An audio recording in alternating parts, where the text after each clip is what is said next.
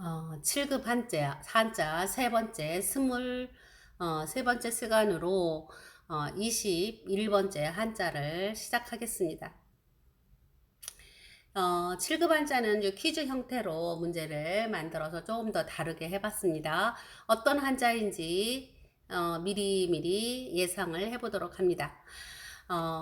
두 손으로 제기를 들어 제사상 위에 올려놓는다는 뜻을 이렇게 뜻으로 만들어진 한자예요. 두 손으로.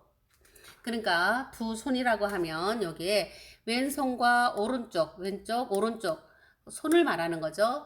그리고 제기라고 하는 건 제사 그릇을 말하는데 여기 막 가득 이렇게 음식을 아주 높이까지 음식을 아주 굉장히 높이까지 이렇게 쌓아 놓은 모습을 만드는 이렇게 형상화한 글자예요. 그대로 모양을. 이 두 개가 합쳐지면 어떤 글자가 될까요? 오를 등자가 되는데요. 오를 등자는 왜냐면 이게 높이 올라가면 발바닥이 보인다는 뜻이에요. 이가 하나, 둘. 이렇게 밑에서 보면 발바닥이 양쪽 발바닥이 보인다는 뜻이에요. 오를 등.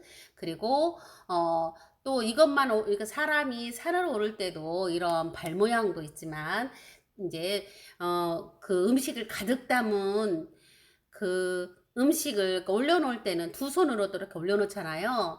조심조심 올라가는 것처럼 이렇게 음식 가득 들어있는 음식을 올릴 때도 아주 조심조심 해야 되거든요. 이런 것을 이렇게 이런 의미에서 만들어진 글자예요. 그래서 이 글자는 어떻게 되느냐 하면 이렇게 우리가 이제 뭐 등교한다. 오를 때 하는 거지만 등교한다라고 할 때 쓰는 글자예요. 옛날에는 공부를 하러 그 깊이 산속에 그러니까 좀 깊은 산속 이런 데로 이렇게 올라가고 내려오고 공부하는 것이 주로 저기 아래에 있는 것이 아니라 우리가 사나이라고 그러잖아요. 산사나이, 사나이 이렇게 되게 돌을 닦거나 공부하는 사람들이 산에서 공부한 데서 유래한 오를 등자입니다. 나무 밑으로 두 사람이 온다. 우리 나무 밑에서 만나자. 이런 뜻이에요. 어떤 글자일까요? 네. 올 내자예요. 우리 거기서 내일 만나자 미래를 나타내는 거죠. 왜냐하면 장소를 나타내니까 뭐 그 무슨 정자나무 이런 것처럼 나무 밑으로 두 사람이 모였다라는 건데 뭐 두 사람만 모이겠습니까? 여러 사람이 모일 수도 있는 거죠. 그래서 미래를 나타내는 글자 온다, 올 것이다, 오다. 그래서 내일이라는 글자가 됩니다. 그래서 이런 글자를 우리는 나무와 사람이 모여서 만들어진 회의자라고 합니다. 이번에는 소가 밭을 가는 쟁기의 모습을 쟁기의 모습을 본딴 글자예요. 어떤 글씨일까요? 아까 쟁기의 모습 이런 글자를 우리는 힘력이라고 해요. 우리 지금은 포크레인이라고 말할 수가 있잖아요.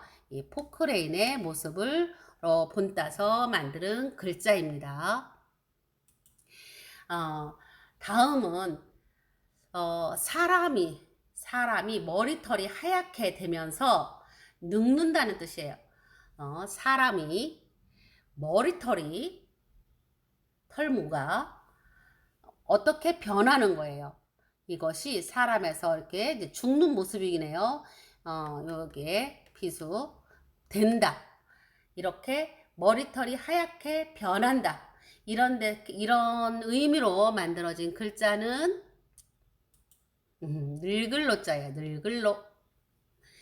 늙을 노자는 아까 말한 대로 어떻게 된 글자냐 하면 사람이라는 뜻을 가지고 있는데 사람이 여기가 이게 이렇게 뭐라 그럴까 이렇게 털이 많은 것이 변해서 흑토처럼 변한 거예요. 흑토는 아니에요. 이게 털이 많았는데 이 털이 이렇게 줄어들었다는 뜻이 있고요. 그리고 이거는 사람인이라고 하는 거죠. 사람이니 이렇게 하나만 남았어요. 사람인 중에서. 그리고 이 사람이 지금 비수를 받은 것처럼 이렇게 쓰러진 모습이에요. 왜? 힘이 없어서. 이것을 우리는 늙는다고 해요. 머리털이 하얗게 변하고. 뭐 이 그림을 보면 이제 죽을 날이 가까워진 흑토니까 그 밑으로 우리가 뭐 이렇게 고려장한 것처럼 그 사람이 서서히 쓰러진다. 힘이 없어진다. 뭐 죽을 날이 가깝다. 이런 뜻도 조금은 내포하고 있는 것 같아요. 하여튼 머리털이 하얘진다는 뜻이고요. 그리고 그런 사람이란 뜻이고요. 이 사람이 비수를 맞은 것처럼 힘없이 주저앉는다. 이게 바로 늙을 노자입니다. 늙을 노자.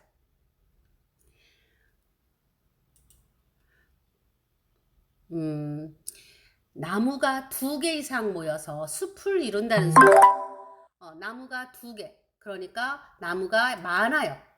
나무가 많은 것을 우리는 숲을림자라고 하는데 이 2개니까 이잖아요. 이. 그래서 숲을림이 되는 거예요.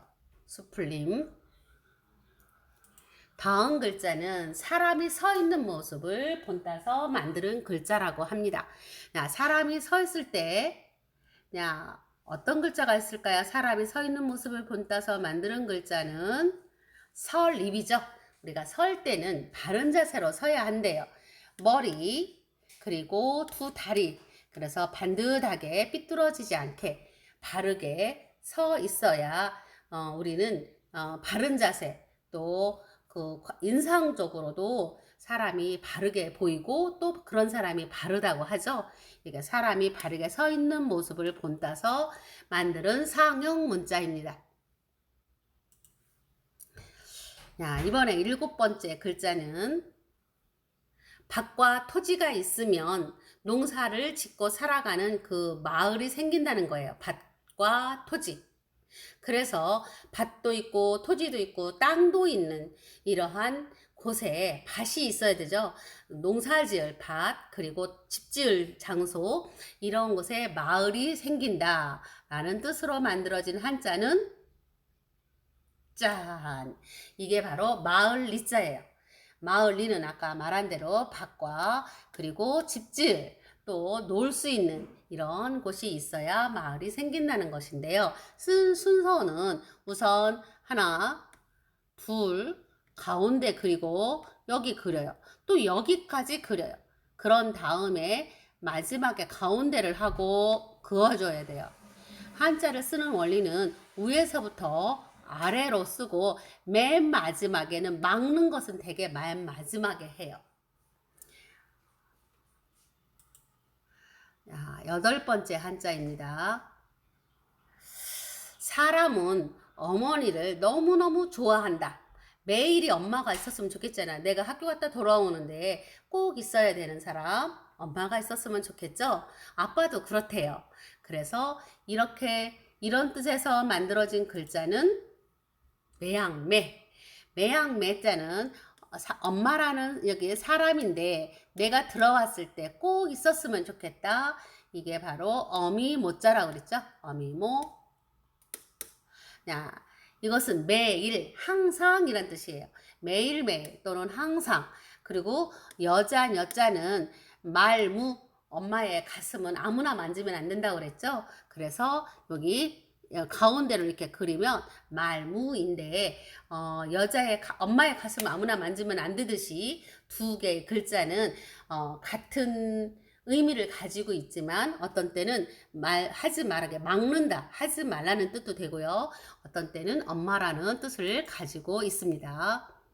9번째 글자입니다. 사람의 얼굴의 모양을 본떴대요. 사람의 얼굴. 얼굴에 어떤 글자가 있을까요? 그렇죠. 얼굴은 우리는 면이라고 부릅니다. 꼭 뭐 진짜 수학에서 말하는 면이나 같은 애, 그쵸?